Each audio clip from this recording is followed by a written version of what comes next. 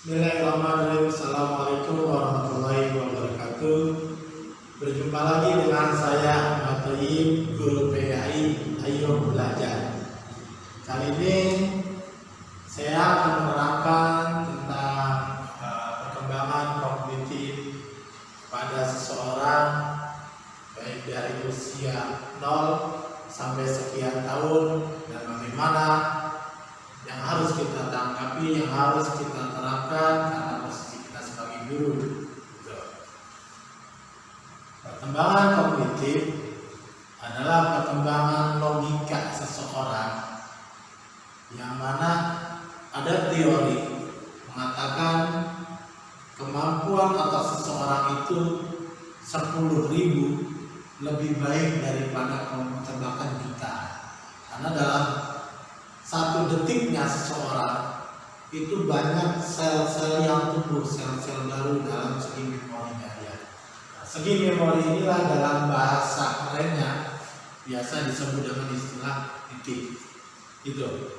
Walaupun kita belum bicara tentang pelajaran agama Islam, ya bukan monoton kita bicara tentang sebuah keilmuan agama saja, tapi kita juga berbicara tentang perkembangan kognitif, artinya pemahaman sekulernya dibalik. Gitu. Kalau dalam teori Timur Tengah biasanya agama dulu baru sekuler, namun kita di Indonesia biasa pemahaman sekuler dulu baru agama. Itulah guru-guru yang ada di Indonesia. Nah, ini ada beberapa poin yang akan saya jelaskan terkait tentang perkembangan kognitif. Yang pertama, tahap perkembangan kognitif, yaitu tahap pertama 0 sampai 2 tahun.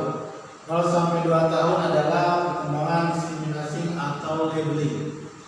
Ini adalah perkembangan dasar seorang anak, yaitu doktrin-doktrin biasanya itu muncul pada saat usia 0 sampai 2 tahun ini. Contoh, doktrin untuk berbicara, ciluba. Contoh seperti itu. Apakah anak paham? Saat itu tentu tidak. Bagaimana seorang anak yang usia 5 tahun bisa berbicara bahasa Indonesia dan anak usia yang 4 tahun bisa berbicara bahasa Inggris? Karena faktor doktrin dari lingkungannya tersebut. Gitu. Karena anak pada dasarnya adalah sebuah ruangan kosong yang belum terisi apa-apa. Ini usia 0 sampai 2 tahun. Gitu. Nah, kemudian masa transisi 2 tahun ini adalah usia 2 sampai 4 tahun. Ini biasa disebut dengan usia pra-operasional. Pra-operasional itu artinya seseorang anak dia menginginkan sesuatu dalam pikirannya, dalam memorinya, dalam otaknya, namun dia belum bisa secara sempurna untuk menyampaikannya. Gitu. Biasanya kita sering dengar kalau anak ngomongnya agak sedikit cadel, agak sedikit ngomong kurang lengkap gitu ya, motor jadi motoi. Nah, gitu. Contoh seperti itu. Itu sebenarnya di sini operasionalnya itu. Nah, kalau usia 7 sampai 11 tahun, ya sebenarnya usia 4 tahun ini dalam teorinya Piaget ini tidak menonton 4 tahun, tapi bisa lebih dari itu. Makanya dalam teorinya Piaget itu usia selanjutnya dia menandakan usia 7 sampai 11 tahun. Ini adalah usia operasionalnya seseorang.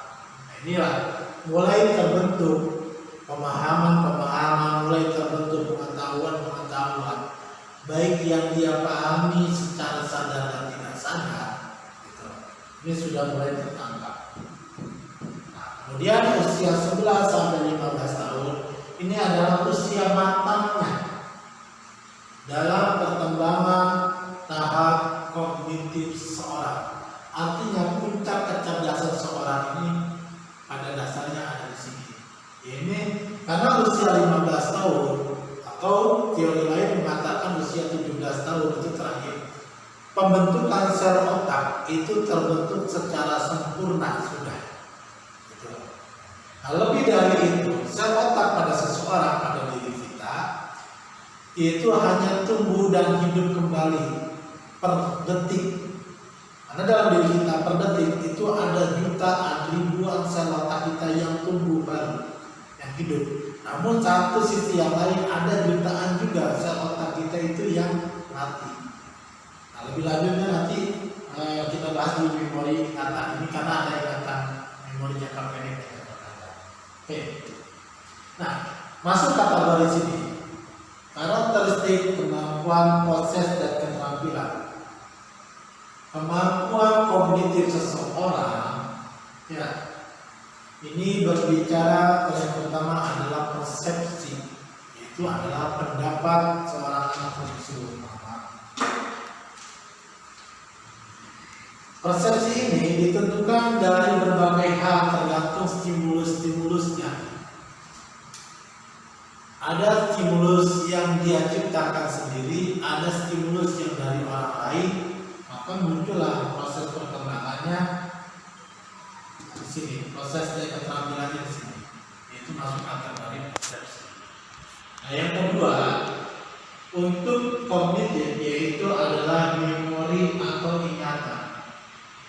Tadi saya katakan kalau seorang anak itu pembentukan sel memorinya, sel otaknya adalah ketika usia 15 tahun adalah usia sempurnanya, maka memori atau ingatan ini ada yang disebut dengan memori jangka pendek dan ada juga memori jangka panjang. Kalau memori jangka pendek itu modelnya ingatannya seperti ini, sekilas namanya siapa, namanya apa, tapi 10 menit kemudian dia lupa namanya siapa. Nah, itu adalah memori jangka pendek. Tuh, kalau memori jangka panjang, terutama kita mengingat nama seorang tersebut saat ini dan 10 tahun kemudian kita masih ingat. Itu adalah memori jangka panjang. Nah, itu juga tergantung pertumbuhan, pada dasarnya pertumbuhan otak. Karena dalam pertumbuhan otak berbicara tentang memori ini, video saya ada semua. Berbicara tentang memori ini, ada namanya otak kiri, ada namanya otak kanan. Kalau kita bicara tentang ingatan, biasanya kita berbicara tentang memori otak kiri. Kalau bicara tentang psikomotorik, berarti kita berbicara tentang otak kanan. Gitu. Makanya perlu keseimbangan antara otak kiri dengan otak kanan seseorang. Kemudian terakhir adalah atensi atau perhatian. Ini dalam karakteristik kemampuan, proses, dan keterampilan ini sangat menentukan, yaitu atensi atau perhatian. Umumnya seseorang anak ketika dia mengalami depresi, ketika dia mengalami stres, memorinya itu selalu mengulang emosional yang lebih tinggi. Akhirnya apa? Atensi atau perhatian pada seseorang anak ini tidak lagi tersampaikan, tersalurkan. Ini berakibat fatal tentang daya tangkap seseorang tersebut. Makanya karakteristik kemampuan, proses, dan keterampilan ketika otak seseorang anak tidak lagi full, justru lebih banyak sel yang mati dalam otaknya. Ini akan menjadikan faktor berbahaya untuk perkembangan kognitif. Bisa jadi seseorang anak ini akan lambat pertumbuhannya. Itu. Selanjutnya yaitu kemampuan keterampilan kognitif. Nah, ini ada namanya metakognitif, ada namanya strategi kognitif, ada namanya gaya kognitif. Jadi saya rasa cukup jelas kemampuan keterampilan kognitif, metakognitif itu perlu dipahami. Artinya pemetaan pada seorang anak, kemudian strategi kognitif sumbangan seperti memfokuskan daya ingatan seorang anak itu seperti apa. Biasanya ini kalau strategi kognitif ini dia lebih dominan ketika anak sudah remaja atau sudah dewasa. Gitu. Kenapa strategi kognitif ini perlu dibangun ketika anak sudah remaja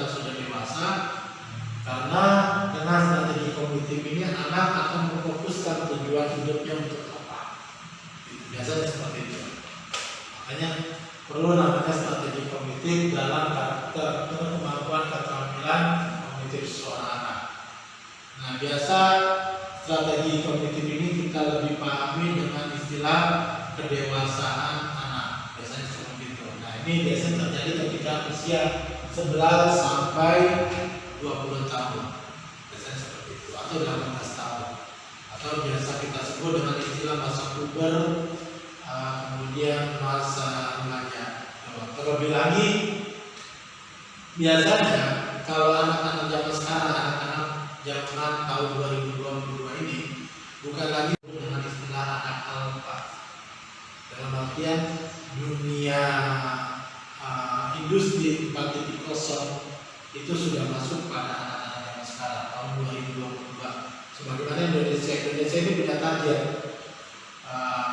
usia pada abad 21 ini, mulai 2020 sampai 2040, Indonesia itu masuk di kategori industri 4.0 dan akan mencoba masuk kepada industri 5.0. Makanya untuk fokusan pada regenerasi remaja-remaja berikutnya. Disinilah seorang anak diharapkan pikirannya lebih dewasa, ya, untuk menentukan tujuan hidupnya. Kemudian gaya kognitif yaitu adalah gaya berpikirnya.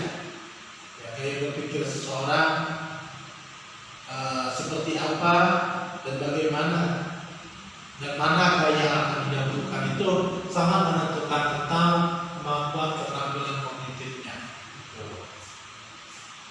Selanjutnya adalah implementasi perkembangan kognitif. Untuk implementasi perkembangan kognitif, seorang guru seharusnya sangat memahami 3 hal ini.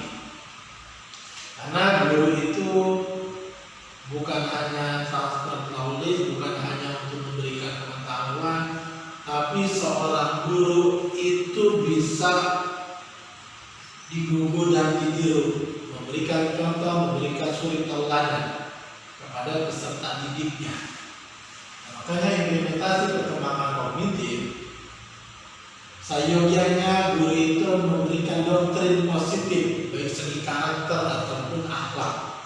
Itu karena kalau zaman sekarang kita berbicara kognitif pengetahuan, terus kemudian seorang guru tidak hadir pun, kalau yang namanya ilmu pengetahuan mereka bisa dapat, mereka bisa browsing, cari di Google, cari di website yang lain atau baca jurnal yang lain, maka pengetahuan mereka dapat. Tapi bagaimana tentang karakternya? Makanya dalam implementasi perkembangan kognitif, seorang guru ini harus memahami 3 hal ini yang memberikan doktrin positif. Betul. Apalagi kita yang guru agama, yang statusnya guru agama, kita tidak hanya memberikan ilmu pengetahuan tentang keagamaan, tapi bagaimana kita membimbing dan menjadi suri tauladan buat peserta didik kita. Adapun implementasi perkembangan kognitif yang pertama adalah tingkat kemampuan. Ya, tingkat kemampuan seorang anak itu seperti apa?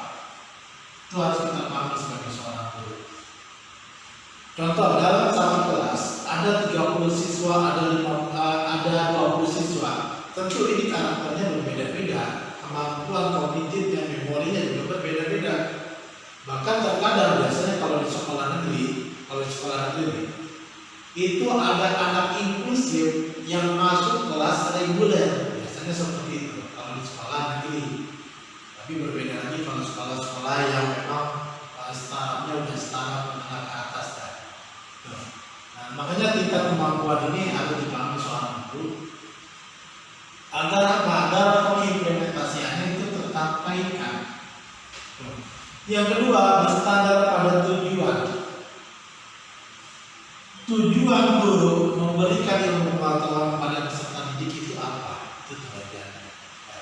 Nah, kemudian yang ketiga adalah contoh teladan yang baik. Nah, kita harus pahami guru agama ini penting sangat untuk guru agama.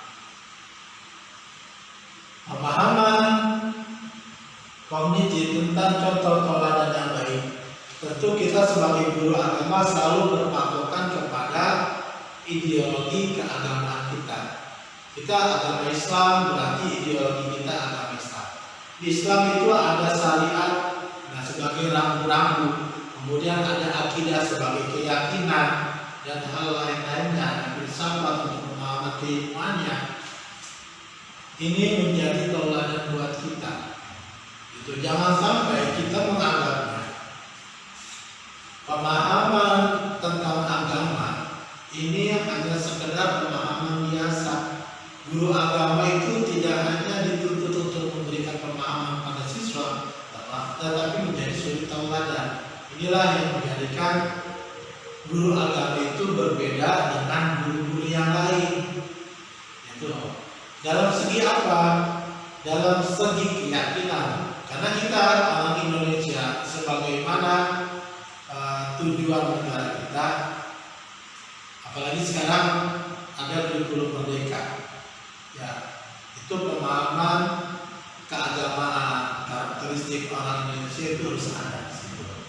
Nah, orang Indonesia itu adalah orang yang memiliki agama. Sebagaimana kita ketahui, agama yang ada di Indonesia ada Islam, Hindu, Konghucu, Kristen, Buddha, dan Katolik. Ini adalah pemahaman-pemahaman dalam agama yang ada di Indonesia. Nah, kita sebagai guru agama, maka doktrin yang kita berikan adalah doktrin keagamaan. Karena prinsipnya dalam sebuah agama itu tidak hanya berbicara tentang ilmu pengetahuan, tapi bagaimana menjaga seorang peserta didik, seorang remaja, seorang manusia yang ada di Indonesia ini memiliki karakter keagamaan. Mungkin kita bisa lihat kenapa di wilayah-wilayah Eropa seperti Amerika, Prancis, wilayah yang teknologinya maju, SDM-nya maju, tapi di sana banyak sekali orang-orang di sana ketika stres mereka lebih bunuh diri, lebih memilih bunuh diri. Gitu. Berbeda dengan Indonesia, kalau orang Indonesia inginkan, mereka bisa memasrahkan dirinya lagi atau mentitik nolkan dirinya lagi. Itulah pentingnya. Oke, dari ini saja yang bisa saya sampaikan di tahap pengembangan kognitif, karakteristik, keterampilan pasien dan keterampilan, kemampuan, keterampilan kognitif, dan terakhir adalah implementasi perkembangan kognitif. Itu saja yang bisa saya sampaikan. Mudah-mudahan ini bermanfaat buat kita semua yang menonton channel ini, yang belajar bersama. Tentunya saya juga sebagai orang yang masih belajar sangat banyak sekali kesalahan-kesalahan. Saya akhiri, terima kasih. Wassalamualaikum warahmatullahi wabarakatuh.